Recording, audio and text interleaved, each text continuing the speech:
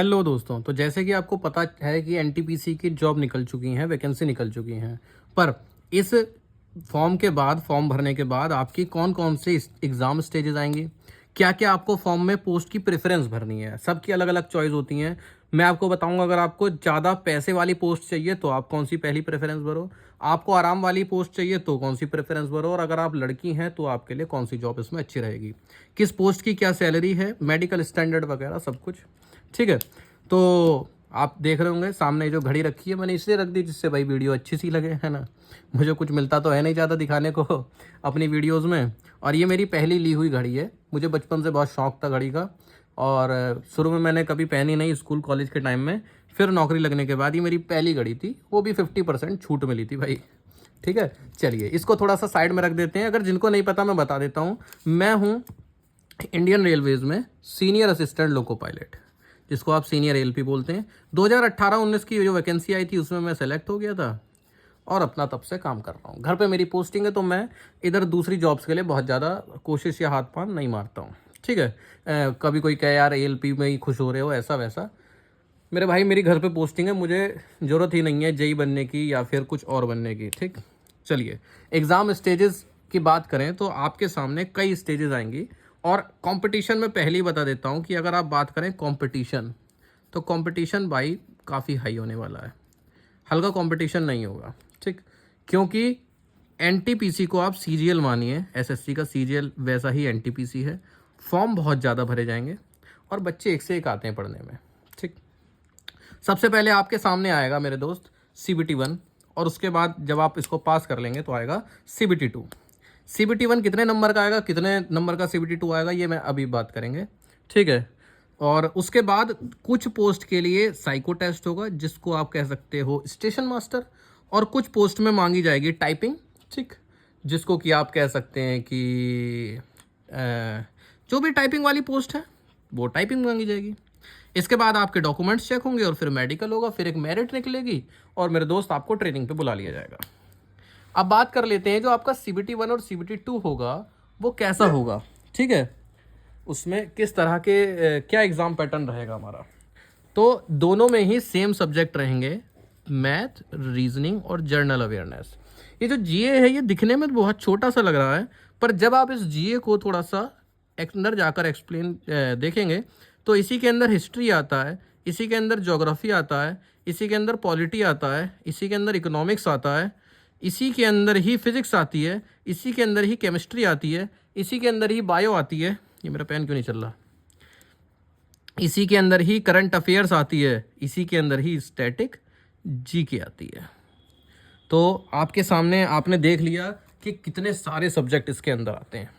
1 2 3 4 5 6 7 8 9 तो हैं ही हैं। जो 9 सब्जेक्ट पढ़ के आपको CBT 1 में 40 नंबर के आएंगे। देखिए CBT 1 में मैथ है 30 नंबर की, ठीक, रीजनिंग है 30 नंबर की, 60 हो गए, और बचे हुए 40 नंबर की है जीए। तो कुल मिला के 100 क्वेश्चन है और आपको समय मिलेगा लगभग 90 मिनट का। इसके बाद अगर आप इसको पास कर लेंगे तो फिर आप जाएंगे CBT 2 में। अब आप कहेंगे यार कितनी कट ऑफ जाएगी लगभग, तो सबसे पहले आप यहाँ पर बुक्स की देख लेते हैं। यहाँ पर 3 सब्जेक्ट हैं तो 3 यहाँ पर बुक्स की जरूरत पड़ेगी। पहली मैथ की बुक, दूसरी रीजनिंग की बुक, तीसरी जीए की बुक। आपकी स्क्रीन पर जो बुक आ रही है मैथ की, यह है किरण पब्लिकेशन की chapter wise and type wise वाली बुक। ठीक, इसी तरह से रीजनिंग की भी आपके सामने आ रही है, ये भी किरण पब्लिकेशन की chapter wise and type wise है। इसके ऊपर chapter wise and type wise लिखने का क्या मतलब है कि रेलवे में आज तक आए हुए जो भी चैप्टर्स हैं, मतलब रेलवे में आए हुए जितने भी सवाल हैं वो इन्होंने चैप्टर वाइज अरेंज कर दिए और टाइप वाइज भी अरेंज कर दिए हैं। फॉर एग्जांपल आपके सामने एक सवाल है कि ACE और अगला नंबर भरो, और एक सवाल है 1 3 5 अगला नंबर भरो। तो ये अलग अलग टाइप हो गया, नहीं हो गया, कंप्लीट द सीरीज का ये टाइप 1 हो गया, ये टाइप 2 हो गया। इस तरह से अलग अलग टाइप में भी उसको बांट दिया है, जिससे कि पढ़ना बहुत आसान हो जाता है। आप हर टाइप के 2 2 3 3 सवाल कर लो, आपका चैप्टर कंप्लीट हो जाएगा।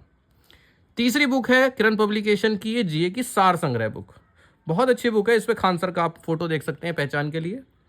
ठीक है, सार संग्रह बुक को ये बुक्स आप ऑनलाइन ऑफलाइन कहीं से भी ले सकते हैं, अमेजन फ्लिपकार्ट हर जगह अवेलेबल है। और जीए की एक बुक और है आपके सामने, क्यों, क्योंकि जर्नल अवेयरनेस में बहुत सारे सब्जेक्ट हैं और इसके लिए आपको चाहिए MCQ यानी काफ़ी सारे क्वेश्चन आंसर।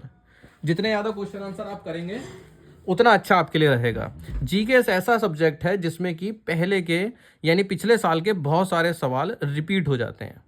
ठीक, मैं तो रीजनिंग में तो ऐसा कुछ नहीं है, पर जीए में ऐसा है ज़रूर। तो 100 नंबर के टोटल सवाल बैठते हैं। और हाँ, एक बुक और बता देता हूँ, चौथी बुक जो कि बहुत इंपॉर्टेंट है आपके लिए, वो है PYQ वाली बुक, प्रीवियस ईयर क्वेश्चन वाली बुक आपके लिए बहुत इंपॉर्टेंट है। क्यों इंपॉर्टेंट है? क्योंकि आप ये बताओ कि आपको पता है कि एनटीपीसी का पेपर कैसा आता है? नहीं पता है। तो कब पता चलेगा? जब आप इसके प्रीवियस ईयर के क्वेश्चन देखोगे। तो जब आप इस बुक से पढ़ेंगे, क्वेश्चन पेपर देखेंगे, तो आपको पता चलेगा कि अच्छा एनटीपीसी का पेपर ऐसा आता है। तो आपको उस एग्ज़ाम के बारे में मुझसे भी ज़्यादा जानकारी हो जाएगी, क्योंकि मैंने तो आज तक कोई एनटीपीसी का गुने चुने ही पेपर करे होंगे, पर फिर आप क्योंकि तैयारी कर रहे होंगे, आप उसके 85 पेपर कर लेंगे। तो आप मुझसे भी ज़्यादा ज्ञानी हो जाएंगे, एक्सपीरियंस्ड हो जाएंगे बिना पेपर दिए। ठीक है, तो इसके बाद जब आप पास कर लेंगे 90 मिनट, अब आप कहेंगे लगभग कट ऑफ कितनी, तो 80 प्लस मान के चलना, ये तो मैं मिनिमम बता रहा हूँ भाई, इससे ऊपर भी जा सकती है। जब आप इसको पास कर लेंगे तो CBT 2 में आएंगे, सेम सब्जेक्ट रहेंगे।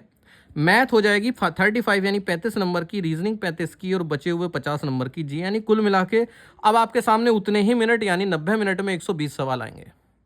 ठीक है, पिछली बार लेवल 6 और लेवल 5 का अलग अलग एग्जाम होता था, पर इस बार सभी का कॉमन होगा। आप लेवल नहीं समझे, कोई दिक्कत नहीं, मैं आपको समझा देता हूँ।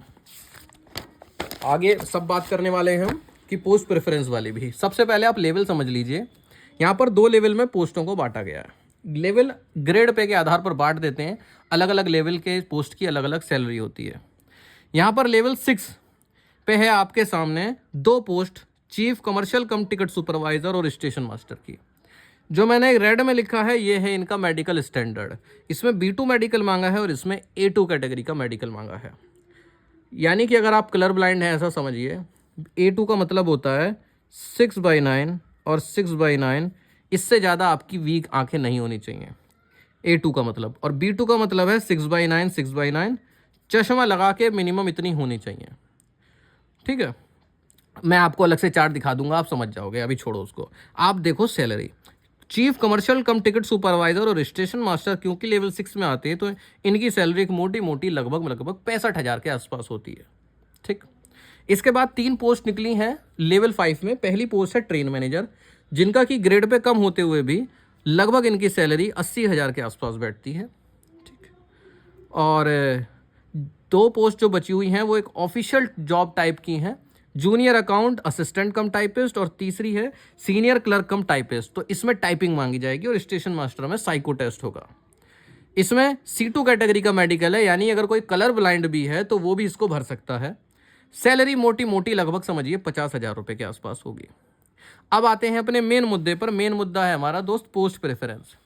पोस्ट प्रेफरेंस यानी कौन सी पोस्ट भरी जाए। अगर आपको सैलरी ज़्यादा चाहिए तो पहली पोस्ट ट्रेन मैनेजर की, क्योंकि इसमें है लगभग 80,000 रुपये स्टार्टिंग सैलरी। बहुत सारे भत्ते मिलकर आपको मिलते हैं जब, तो सैलरी ऊपर पहुंच जाती है। दूसरी पे आप भर सकते हैं CCTS की भी एक अच्छी सैलरी होती है। तीसरे नंबर पर स्टेशन मास्टर, CCTS और स्टेशन मास्टर लगभग बराबर कमाते हैं। चौथी पोस्ट JAA और 5वीं पोस्ट सीनियर क्लर्क, क्योंकि ऑफिशियल जॉब है तो इसमें उतने भत्ते नहीं मिल पाते, तो इनकी सैलरी थोड़ी सी कम बैठती है। अब अगर बात करते हैं, अगर आप लड़की हैं तो लड़की के लिए बेस्ट जॉब कौन सी रहेगी, तो पहले नंबर पे मैंने रखा है JAA। अब देखिए, लड़कियों की भी अलग अलग चॉइसेस होती हैं। कुछ कहेंगी हमें तो पैसे से मतलब पैसा ज़्यादा चाहिए और मुझे ऑफिस की जॉब पसंद नहीं। बहुत से लोगों को नहीं होती, मुझे नहीं है, क्योंकि पर्सनली मुझ पर ऑफिस की फाइलें वाइलें ये सब वाला काम नहीं होता, बाहर घुमवा लो मुझे। ठीक है, तो अगर कोई ऐसी लड़की है तो वो फिर फ्री है ट्रेन मैनेजर को भरने के लिए या फिर CCTS को भरने के लिए, क्योंकि कई बार CCTS को भी ट्रैवलिंग करनी पड़ती है, इनको भी ट्रेन में बाहर थोड़ा बहुत ट्रैवल करना पड़ता है। ठीक है, किस केस में, अगर आप लड़की हैं और आपको घूमना पसंद है तो। वरना अगर आपको चाहिए बिल्कुल ऑफिस की जॉब, 5 दिन की नौकरी सुबह से शाम तक, उसके बाद 2 दिन की छुट्टी, तो भाई पहले नंबर पर मैंने इसके लिए रखा है JAA इसलिए रखा है, JAA का मतलब जूनियर अकाउंट असिस्टेंट कम टाइपिस्ट, क्योंकि इसमें प्रमोशन वगैरह भी अच्छे हैं और काम भी कम है। दूसरे नंबर पर मैंने रख दिया है स्टेशन मास्टर या फिर सीनियर क्लर्क, जो आप चाहें। स्टेशन मास्टर में क्या समस्या आती है कि आज आप इस स्टेशन में हैं तो 2-3 साल बाद आपको दूसरे स्टेशन पर ट्रांसफ़र कर सकते हैं, पर सीनियर क्लर्क में ये समस्या ट्रांसफ़र वाली नहीं आएगी। दिन और रात की शिफ्ट हो सकती है, पर वो शिफ्ट फिक्स होंगी 8 घंटे की। आपको कहीं और ट्रैवल नहीं करना पड़ेगा। स्टेशन की अगर आप जॉब स्टेशन पे है तो आप स्टेशन की मालकिन रहेंगे, ठीक है, अगर आप स्टेशन मास्टर हैं। फिर वो सीनियर क्लर्क मैंने बताया आपको। सीसीटीएस आपकी मर्जी है, अगर आप घूमना फिरना चाहें तो, ठीक है। अगर आपको सुकून चाहिए तो फिर वही लड़कियों वाली जॉब वाली प्रेफरेंस ही सेम हो जाती हैं। जेएए और सीनियर क्लर्क को मैंने इसलिए रखा है क्योंकि ये ऑफिस टाइमिंग वाली जॉब है, वीकेंड का ऑफ है। सीसीटीएस तीसरे पर। एसएम की जॉब में भी काफ़ी माथापच्ची है, ठीक है, वो सुकून वाली नहीं है, ऐसा नहीं है। ट्रेन मैनेजर सबसे लास्ट में रखा है क्योंकि काफ़ी भागा दौड़ी वाली और चैलेंजिंग जॉब है, ठीक है। तो बहुत से लोग हार मान जाते हैं ट्रेन मैनेजर की जॉब करते करते। तो आप किसी भी जॉब को ऊपर से नीचे किसी भी लेवल में भर सकते हैं, कोई फ़र्क नहीं पड़ता आप उस मेडिकल स्टैंडर्ड में आ रहे हो या नहीं आ रहे हो, या लेवल 5 की पहले भर रहे हो, लेवल 6 की, कोई फ़र्क नहीं पड़ता है। आपकी इन सब चॉइस पोस्टों में से जैसे भरना हो वैसे भरो। आप मेडिकल फेल हो जाएंगे तो आपको अगली वाली पोस्ट दे दी जाएगी, उसमें मेडिकल फेल हो जाएंगे तो तीसरी वाली पोस्ट दे दी जाएगी। सपोज करो आपने इन सबको इसी क्रम में भरा हुआ है और आप मेडिकल C2 है आपका, आपका सबसे पहले उन्होंने मेडिकल ले लिया और आपको बता दिया कि आप तो C2 कैटेगरी में आते हैं, तो आपका इससे पत्ता कट, इससे पत्ता कट, इससे पत्ता कट, बची हुई 2 पोस्ट आप में से आपकी, जिसमें मतलब अगर आपके 90 नंबर है और इसकी कट ऑफ गई 88, इसकी 92, तो 88 वाली दे देंगे। इस तरह से आपको पोस्ट दे देते हैं, तो आप टेंशन फ्री हैं भरने के लिए। बस अगर आप सही पोस्ट प्रेफरेंस भरेंगे तो आपको आपकी पसंद की जॉब मिल जाएगी, ठीक है। कुछ पोस्ट में साइको टेस्ट होता है, जैसे कि स्टेशन मास्टर, और टाइपिंग वाली जॉब में टाइपिंग का टेस्ट होता है। उम्मीद है ये वीडियो उन बच्चों को पसंद आएगी या काम आएगी जो अभी तक इस चीज़ में कंफ्यूज थे कि यार मैं कौन सी पोस्ट को पहले भरूँ और कौन सी को बाद में भरूँ, किस पोस्ट की कितनी सैलरी होती है, क्योंकि सैलरी भी बहुत से लोगों के लिए बड़ी इंपॉर्टेंट होती है, क्योंकि हर कोई जो आज तक परेशान हुआ है वो पैसे कमाने के लिए ही हुआ है। तो अब अगर आप आराम ढूंढेंगे, भाई आपने मान लो 25 साल तो बड़ी मेहनत करी पैसे कमाने के लिए, आप कह रहे हो कि यार मुझे तो आराम चाहिए, पैसे नहीं चाहिए, तो ये तो अलग अलग बात हो गई। तो बहुत से ऐसे लोग होंगे वो कहेंगे यार हम पैसे से मतलब है, पैसा कमाना हमें, क्योंकि बहुत से लोगों को ज़रूरत होती है, घर पे प्रॉब्लम होती हैं या फिर उनको घर पे पैसे की ज़रूरत होती है, ठीक है। अब वो लेटे हुए हैं कि अरे हमारे तो सुकून वाली जॉब है पर सैलरी कम है और घर में परेशानी है पैसे की, तो फ़ायदा क्या है।